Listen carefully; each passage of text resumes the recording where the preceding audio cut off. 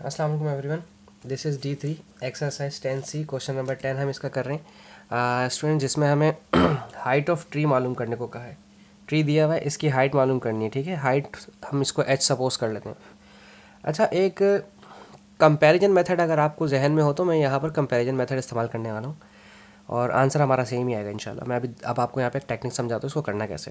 इस तरह का सवाल पेपर में भी आ जाए तो आपको कैसे करना है, ये सिमिलर चीज़ें हैं ना। जो हाइट इस TAQ के लिए है वही हाइट इस TAP के लिए भी है। ठीक है, अब मेरे पास ये हाइट गिवन है और यहाँ कुछ नहीं गिवन, तो हम इसको सपोज कर लेते हैं x। ठीक है, अब मैं इन ट्रायंगल को सेपरेट कर देता हूँ। ठीक है, एक ट्रायंगल मैंने यहाँ सेपरेट कर दिया, जैसा मैं हमेशा करता हूँ अपनी वीडियोज़ में। इसका नाम h है, इसका नाम x, और ये 1.3 रेडियन में गिवन है। दिस इज़ TA और Q। ठीक है, अब ये वाला ट्रायंगल मैं साइड में बना रहा हूँ। ठीक है, ये जो बड़ा वाला ट्रायंगल है हमारा, और ये 90 डिग्री ही है। अब ये x और ये 11.9 हो जाएगा x प्लस 11.9। ठीक है, इसका नाम है P, इसका नाम है A, इसका नाम है T, और ये है H। ठीक है, मुझे हाइट ही मालूम करनी है। दोनों सूरत हालों में हमारे पास हाइट अवेलेबल है। अच्छा, हाइपोटेन्यूज का जिक्र नहीं है, एडजेसेंट और ये ओपोजिट का जिक्र, यानी कि हम टेंजेंट का इस्तेमाल करेंगे। ठीक है, एडजेसेंट ओपोजिट, टेंजेंट थीटा, यानी कि थीटा तो लगाएंगे नहीं, रेडियन है 1.3, ओपोजिट अपॉन एडजेसेंट। ओपोजिट हमारे पास है हाइट और एडजेसेंट मेरे पास दिया हुआ है x। ठीक है, अब इस ट्रायंगल के अंदर टेंजेंट का इस्तेमाल करेंगे। टेंजेंट इसकी डिग्री कितनी थी, 0.72 रेडियन है, सॉरी डिग्री बोल दिया मैंने, 0.72 रेडियन।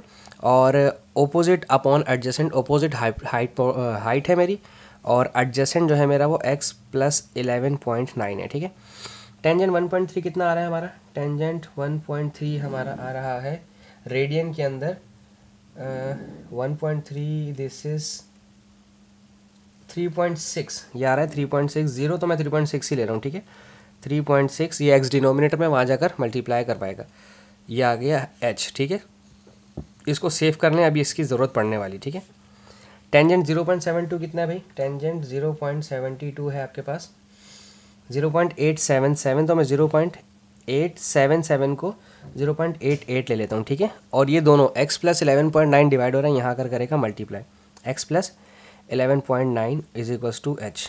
अब एक आंसर हमारे पास ये आ गया h का। अच्छा, अब देखें स्टूडेंट, दोनों आंसर h के हैं और दोनों हाइट सेम है। यहाँ पर ट्रायंगल के अंदर हमारे पास दोनों हाइट सेम थी। देखें, हाइट इस ट्रायंगल के लिए भी सेम है, हाइट इस ट्रायंगल के लिए भी सेम है, दोनों हाइट्स बराबर हैं। तो अब मैं कंपेयर कर सकता हूँ, यानी कि ये h का आंसर और ये h का आंसर आपस में बराबर है। ठीक है, लिखेंगे बाय कंपैरिजन।